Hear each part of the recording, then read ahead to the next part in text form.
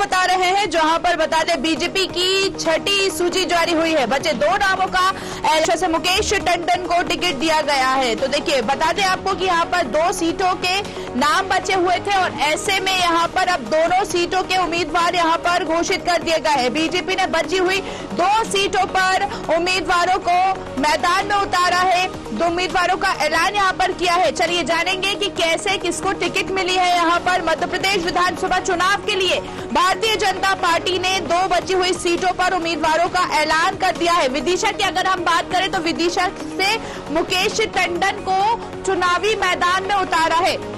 साथ ही साथ गुना की बात करें तो गुना सीट से पन्नालाल शाक्य को टिकट दिया गया है। बड़ी खबर इस वक्त आपको बता रहे हैं राजधानी, जी हाँ, मध्य प्रदेश से बता रहे, जहां पर बैठक हुई और बैठक में बची हुई जो 2 सीट थी उस पर चर्चा की गई और ऐसे में यहां पर दोनों सीट से बताया जा रहा है कि गुना से पन्नालाल शाक्य बीजेपी से यहां पर उनको चुनावी मैदान में उतारा है। साथ ही साथ विदिशा की अगर हम बात करें तो मुकेश टंडन को चुनावी मैदान में उतारा है। भारतीय जनता पार्टी की 2 सीटों पर उम्मीदवार, बहुत दिन से चर्चा चल रही थी कि बची हुई 2 सीटों पर अब तक उम्मीदवार नहीं उतारे गए हैं और ऐसे में अब उम्मीदवार यहां पर उतारे गए हैं। दोनों सीटों पर ऐलान यहां पर कर दिया गया है। विदिशा की बात करें तो पन्नालाल शाक्य चुनावी मैदान में होंगे, वहीं विदिशा से माफ कीजिएगा, गुना से पन्नालाल शाक्य चुनावी मैदान में होंगे और वहीं विदिशा से मुकेश टंडन को टिकट दिया गया है।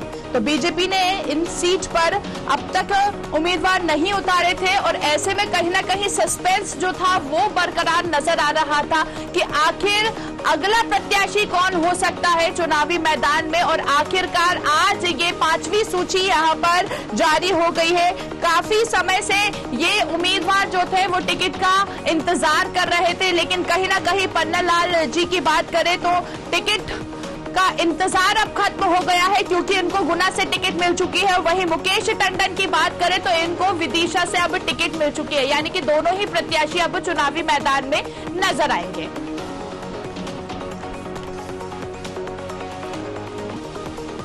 चलिए तो आइए जानते हैं ग्राफिक्स के माध्यम से कि विदिशा के समीकरण आखिर क्या कहते हैं। विदिशा विधानसभा सीट, सियासी समीकरण और इतिहास। 1957 में अस्तित्व में आई विदिशा विधानसभा सीट। 1957 में कांग्रेस से हीरालाल पित्तल जीते। 1962 में हिंदू महासभा से होनेलाल जीते।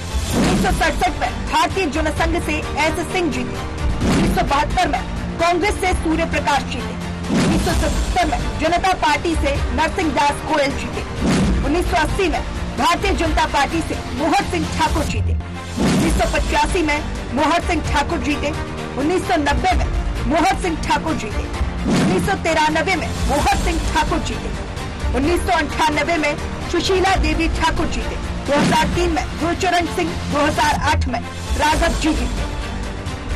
2013 शिवराज सिंह चौहान बुधनी सीट बरकरार रखते हुए जीते। 2013 उपचुनाव कल्याण सिंह ठाकुर जीते। 2018 शशांक भार्गव कांग्रेस से विधायक चुने गए। भाजपा का रहा है एक छत्र राज।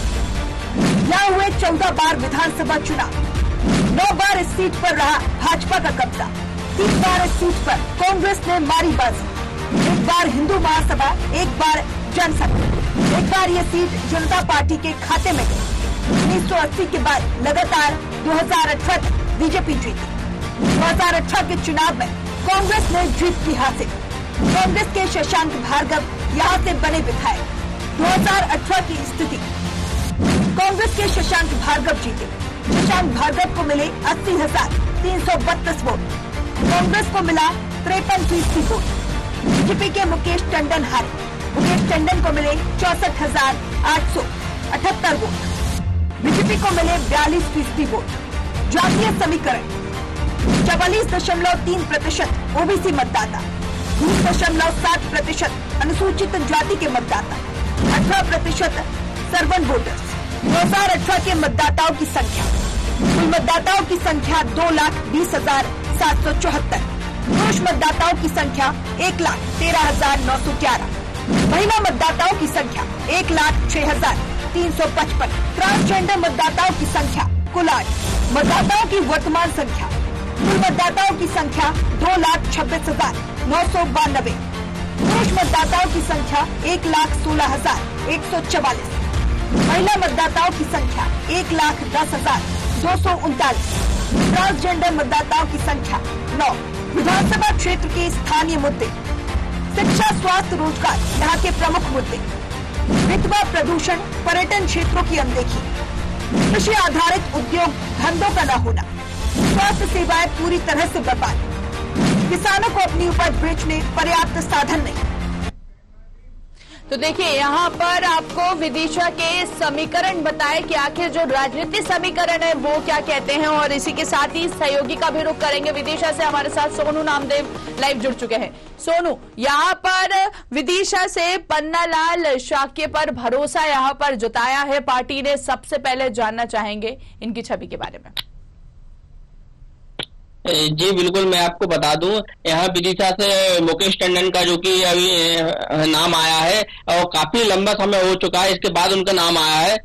लेकिन सबसे बड़ी बात यह है कि यहाँ पे जो व्यवस्था है, जो कि रोजगार है, रोजगार की सबसे बड़ी समस्या है, स्वास्थ्य की समस्या है, इनको देखते हुए उनके ऊपर लागू होगा उनका जो कि एक पत्र जो कि होता है कि जिसकी योजना के अंतर्गत जो पत्र होता है पूरा 5 सालों में अवगत कराया जाता है, वो पत्र पूरा हो नहीं पाता है, और इसी कारण से उनको एक बार और उनको दोबारा उतारा गया है। एक बार और पहले भी उनको व्यवस्था दी गई थी यहाँ के विधायक के लिए, चुनावों के लिए, लेकिन वो नहीं जीत पाए थे, और अब इनको एक बार फिर पार्टी ने इनको पर भरोसा किया है।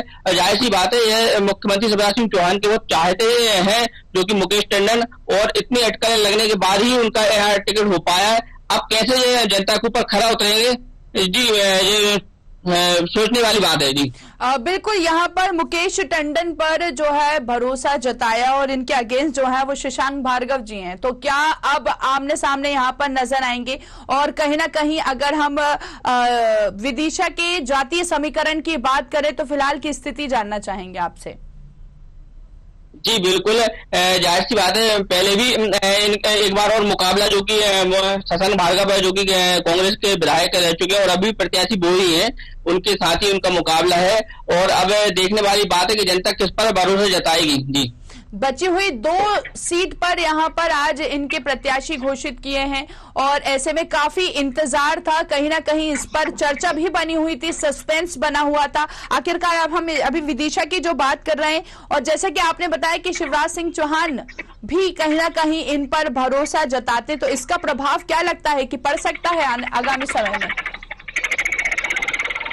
जी बिल्कुल, अब जो तो आने वाला समय ही बता पाएगा, क्योंकि जनता जो चाहेगी, जनता के हिसाब से सारा समीकरण बनेगा। लेकिन सबसे बड़ी बात यह है कि मुख्यमंत्री, तो मुख्यमंत्री का यहाँ काफी बना हुआ रहा है यहाँ पे, और उनका जोर भी यहाँ पे काफी रहा है। और सबसे बड़ी बात यह है कि शशांक भार्गव जो कि कांग्रेस से है, उन्होंने भी अपना वर्चस्व इस बार और ज्यादा कर लिया है, क्योंकि पिछली बार मुकेश टंडन जो कि शशांक भार्गव से भी अपने हारे हुए प्रत्याशी थे, इसके बावजूद भी उनको दोबारा अगर पार्टी ने अगर टिकट दिया है तो कुछ भरोसे के हिसाब से दिया हुआ है। जी चलिए ठीक है, हमारे साथ गुना से सहयोगी योगेंद्र भी लाइव जुड़े हुए हैं, गुना का रुख करेंगे। गुना, यहाँ पर माफ कीजिएगा योगेंद्र, यहाँ पर गुना से पन्नालाल शाक्य पर भरोसा जताया है पार्टी ने। जी योगेंद्र। जी बिल्कुल बिल्कुल, ये बात सही है कि पन्नालाल जी पूर्व में यहाँ से एक बार विधायक रह चुके हैं, और वहीं नीरज बेगम का जो लंबे समय से नाम चल रहा था, जो ज्योतिराज सिंधिया के महान और खास माने जाते थे, उनका टिकट कर गया है। वर्तमान विधायक जो है गोपीलाल जाटव का भी टिकट कर गया है, जो कि लंबे समय से विजित विधायक के रूप में देखे जाते थे। 6 बार चुनाव लड़े गोपीलाल विधायक को, 6 बार जीते हैं, लेकिन पन्नालाल पे एक बार फिर से जो एक विश्वास जगाया भारतीय जनता पार्टी ने, कहीं ना कहीं ये बात समझ में आ रही है कि एक तरह से संघ की चली है, महाराज की नहीं चली है, महाराज का टिकट काटा गया है। जी बिल्कुल, अगर गुना के जातीय समीकरण की बात करें योगेंद्र, तो क्या कहते हैं जातीय समीकरण? जी जैसे कि आप बता रहे हैं, जाति समीकरण में ये है कि गुना के अंदर सभी, गुना विधानसभा के अंदर सभी जाति के लोग निवास करते हैं। यदि हम अनुसूचित जाति की बात करें तो ये ज्यादा से ज्यादा 30 से 35% के अंतर्गत ये समाज के लोग जाते हैं, जैसे कि जातिगत समीकरण की हम बात करते थे। बिल्कुल, यहाँ पर पन्नालाल शाक्य के अगेंस्ट जो है वो पंकज कनेरिया अब चुनावी मैदान में आए हैं। और कहीं ना कहीं अगर हम कांग्रेस पार्टी की बात करें, योगेंद्र तो पूर्व मुख्यमंत्री दिग्विजय सिंह कहीं ना कहीं प्रभावी हैं, तो कितना असर इस पे देखने को मिल सकता है? जी, जिस तरीके से पन्नालाल के सामने कांग्रेस के जो विधायक प्रतिनिधि के रूप में जो चुनाव लड़ने आए हैं प्रत्याशी के रूप में, वे पंकज कनेरिया पढ़े लिखे हैं और युवा वर्ग के साथी। और एक चीज जो देखने में आई है कि पूर्व में जब पन्नालाल जी विधायक थे तो उनका एक तरीके का बात करने का जो एक तरीका था, एक तरीके का मजाकी लहजे में बात करते थे। उन्होंने विधानसभा में भी कई बार इस तरीके से बातें की है, जो अपने आप को वो बिजू का भी कहते हुए कई बार नजर आए थे। जी दुबे, बिल्कुल, यहाँ पर जैसे कि योगेंद्र, अब स्थिति ये हो रही है कि एक युवा वर्ग के सामने जैसे कि पन्नालाल जी को यहाँ पर सीट दिया गया है, तो युवा वर्ग कहीं ना कहीं नजर आ रहे हैं और इस तरह की स्थिति यहाँ पर बनती हुई नजर आ रही है। तो क्या लगता है कि इसका आगामी समय में कितना असर देखने को मिल सकता है? क्योंकि कहीं ना कहीं अगर पंकज कनेरिया की बात करें, बिल्कुल योगेंद्र, अगर कहीं ना कहीं पंकज कनेरिया की बात करें तो ये युवा चेहरे हैं और ऐसे में क्या समय आगे निकल पाता है? जी, मैं आपको स्थिति जो है स्पष्ट कर देता हूं कि गुना जो विधानसभा है पिछले परिसीमन के बाद से लगातार भारतीय जनता पार्टी की रही है। 20 साल से लगातार भारतीय जनता पार्टी के विधायक है। पूर्व में गुना और जो भमोरी विधानसभा सीट है एक हुआ करती थी, वहां से लास्ट चुनाव पंडित कैलाश नारायण शर्मा ने लड़ा था। उसके बाद से गुना के अंदर लगातार भारतीय जनता पार्टी की सीट बनी हुई है। अब देखने वाली बात यह होगी कि जिस तरीके से जो जन आशीर्वाद यात्रा भारतीय जनता पार्टी ने निकाली या जन आक्रोश यात्रा कांग्रेस ने निकाली, उनका क्या असर पड़ेगा, फिलहाल देखने वाली बात होगी। और कहीं ना कहीं ग्रामीण क्षेत्र के अंदर हम जाके देख रहे हैं तो लोगों में एक तरह से जो तमाम सारे भारतीय जनता पार्टी के शासनकाल में शिवराज सिंह जी ने जिस तरीके से जो घोषणा करी है, ग्रामीण क्षेत्रों में काफी देखने को मिल रहा है कि कहीं ना कहीं विरोध आवाज भी देखने को मिल रहा है भारतीय जनता पार्टी के प्रति। चारों विधानसभा सीट की बात कर रहा हूं मैं, अकेले गुना की नहीं कर रहा है। जी चलिए ठीक है योगेंद्र, यहाँ पर आप बने रहिए हमारे साथ। विदिशा से हमारे सहयोगी सोनू भी लाइव जुड़े हुए हैं। सोनू, अब यहाँ पर जैसे कि देखा जाए तो कहीं ना कहीं कांग्रेस के शशांक भार्गव 2018 में ये स्थिति थी कि शशांक भार्गव जीते थे और वहीं 80,332 वोट से इनको कहीं ना कहीं विजय प्राप्त हुई थी। अब क्या लगता है कि इस बार 2023 की स्थिति विदिशा की क्या कहती है? जी बिल्कुल, मैं आपको बता दूं, पिछली बार जो चुनाव हुए थे उसमें शशांक भार्गव अच्छे बहुमतों से विजय हुए थे और वो भी मुकेश टंडन उनके अगेंस्ट खड़े हुए थे। इस बार भी क्योंकि अब इनके सामने मुकेश टंडन जी जो है वो चुनावी मैदान में नजर आ रहे हैं, तो मुकेश टंडन की अगर स्थिति की बात करें तो किस तरह नजर आती है? क्या जनता को कितना भरोसा है इन पर?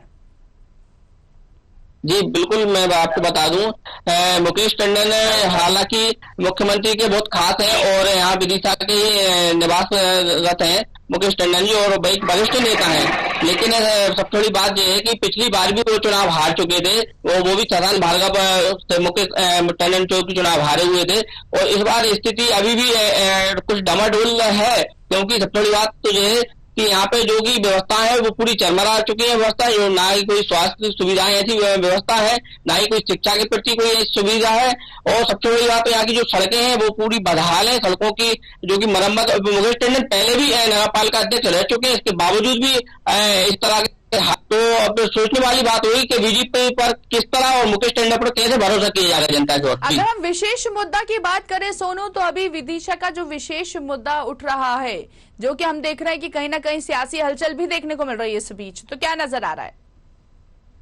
जी बिल्कुल, मुद्दे की अगर बात करें तो यहाँ स्वास्थ्य, शिक्षा और जो है कि रोजगार वाली जो समस्याएं होती है, जो हमेश की समस्या है, समस्याओं से यहाँ के युवा वर्ग जो है कि पीड़ित है। सबसे बड़ी बात यह है कि वो रोजगार के लिए बाहर जा रहे हैं, असल लोकल में ऐसी कोई व्यवस्था नहीं है जो इनके लिए उनको रोजगार मिल सके। जी तो यहाँ पर क्या लगता है कि अब मुकेश टंडन जी ये जो यहाँ पर व्यवस्था नहीं बन पा रही है, अगर ये आती है सीट पर जीतते हैं और कहीं ना कहीं जनता इन पर भरोसा दिखाती है, तो क्या इस मुद्दे को ये हटा पाएंगे यहाँ से?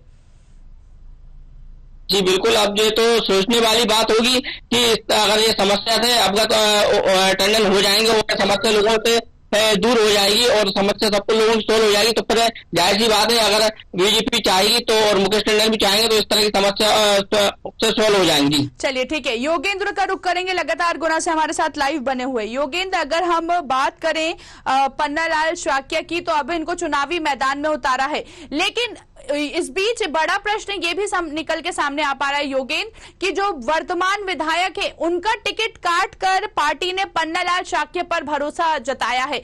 कितना ये मैदान में खरा उतर के नजर आ पाएंगे?